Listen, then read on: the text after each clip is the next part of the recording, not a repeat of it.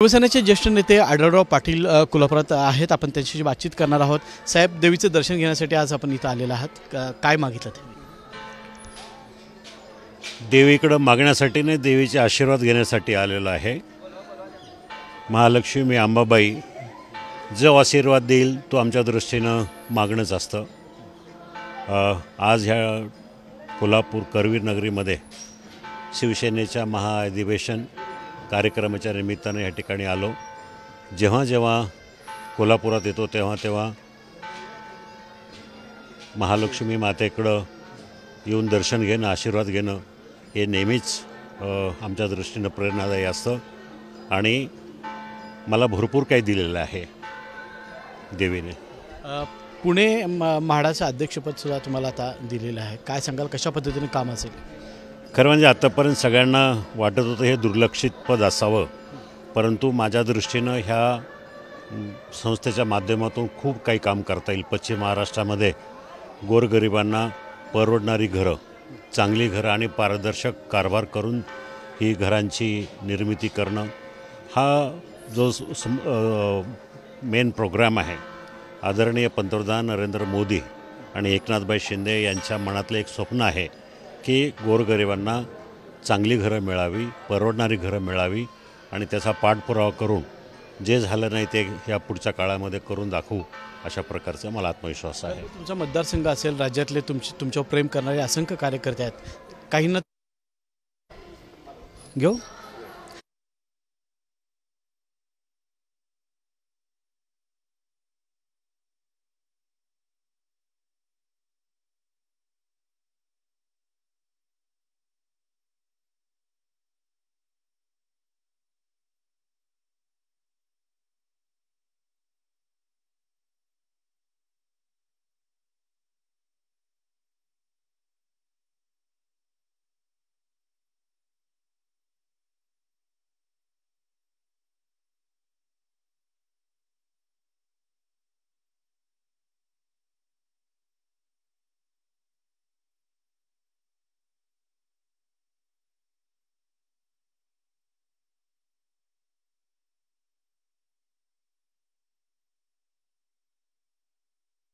शिवसेनेचे ज्येष्ठ नेते आढळराव पाटील कोल्हापुरात आहेत। आपण त्यांच्याशी बातचीत करणार आहोत। साहेब, देवीचे दर्शन घेण्यासाठी आज आपण इथं आलेला आहात, काय मागितलं ते? देवीकडे मागण्यासाठी नाही, देवीचे आशीर्वाद घेण्यासाठी आलेलो आहे। महालक्ष्मी मी अंबाबाई जो आशीर्वाद देईल तो आमच्या दृष्टीनं मागणंच असतं। आज ह्या कोल्हापूर करवीर नगरीमध्ये शिवसेनेच्या महाअधिवेशन कार्यक्रमाच्या निमित्ताने या ठिकाणी आलो। जेव्हा जेव्हा कोल्हापुरात येतो तेव्हा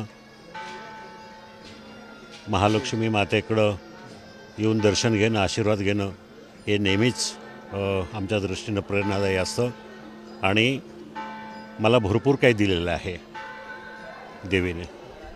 पुणे म्हाडाचं अध्यक्षपदसुद्धा तुम्हाला आता दिलेलं आहे, काय सांगाल, कशा पद्धतीने काम असेल?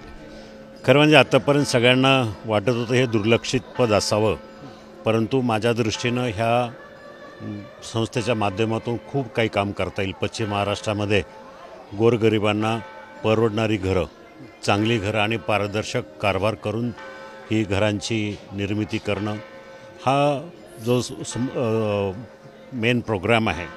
आदरणीय पंतप्रधान नरेंद्र मोदी आणि एकनाथभाई शिंदे यांच्या मनातलं एक स्वप्न आहे की गोरगरिबांना चांगली घरं मिळावी, परवडणारी घरं मिळावी आणि त्याचा पाठपुरावा करून जे झालं नाही ते या पुढच्या काळामध्ये करून दाखवू, अशा प्रकारचा मला आत्मविश्वास आहे। तुमचा मतदारसंघ असेल, राज्यातले तुमच्यावर प्रेम करणारे असंख्य कार्यकर्ते आहेत, काहींना तुम्हाला लोकसभेमध्ये पाहायचं आहे, काहींना विधानसभेमध्ये पाहायचं आहे। आता तर पुण्याची एक जबाबदारी तुम्हाला म्हाडाची दिलेली आहे, पुढची वाटचाल कशी असणार आहे? तुम्ही निवडणूक लढवणार आहात की नाही? निवडणूक, लोकसभा निवडणूक आणि हे म्हाडाची नेमणूक याच्यात काही दुरान्वये एकमेकाशी संबंध नाही।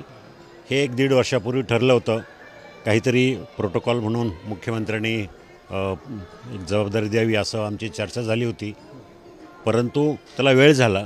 योगायोगानं आता काही नेमणुका व्हायला लागल्या म्हणून मुख्यमंत्र्यांनी तर आठवण करून ती नेमणूक केलेली आहे आणि लोकसभा ही लढणारच आहे। काही लोकांनी तसा लोकसभेच्या ऐवजी असं काही नाही। मी 5 वर्ष खासदारपद नसताना हजारो कोटी रुपयाची कामं केली आहेत, दिवस रात्र फिरतोय, त्यामुळं तसा काही अडचण नाही. पुन्हा काटेकी टक्कर होणार आहे आपल्याला. काटेकी नाही, मी सांगतो एकतर्फी होणार आहे. या निमित्तानं काय सांगायचं आहे विरोधकांना? विरोधकांना काय सांगायची गरज नाही, त्यांना माहिती मी काय सांगतो, रोज सांगतो. ते काम आहे लोकांशी संपर्क, लोकांच्या सदैव संपर्कात राहणं, लोकांच्या अडीअडचणी समजून घेणं. पूर्वी आमच्या ह्या मतदारसंघातल्या खासदाराला त्यांनी स्पष्टपणे सांगितलं होतं की खासदारांनी गल्लोगल्लीन गावोगावी फिरायचं नसतं, दिल्लीमध्ये बसायचं असतं. माझ्या दृष्टीनं खासदाराने गोरगरिबांच्या समस्या समजून घेणं, त्यांच्यात समावेश होणं, त्यांच्या अडचणी समजून घेणं, त्याच्यावर तोडगा काढणं हेच महत्त्वाचं आहे. अदरवाईज लोकप्रतिनिधी म्हणजे काय, लोकांच्या काळजी घेणं, लोकांच्या अडचणी समजून घेणं, त्यांच्या दुःखामध्ये सहभागी होणं हेच महत्त्वाचं आहे. आपण अनेक वर्ष राजकारणात आहात, ज्येष्ठ नेते म्हणून आपल्याकडे पाहिलं जात आहे. शरद पवारांचा जेव्हा गट फुटला, शरद पवारांचेच सध्या खासदार आपल्या विभागात आहेत, काय इफेक्ट होऊ शकतो पण राज्यात आणि आपल्या? खरं म्हणजे ह्याबद्दल काय फारसं त्यांच्याबद्दल बोलणं मला उचित वाटत नाही या ठिकाणी, परंतु महायुती हा एक सक्षम पर्याय राज्यापुढं देशापुढं आहे आणि ह्या माध्यमातून कमीत कमी 45 ते 48 जागा लोकसभेच्या निवडून येतील एवढी आत्मविश्वास आम्हाला आहे. कारण तेवढी कामं केलेली आहे.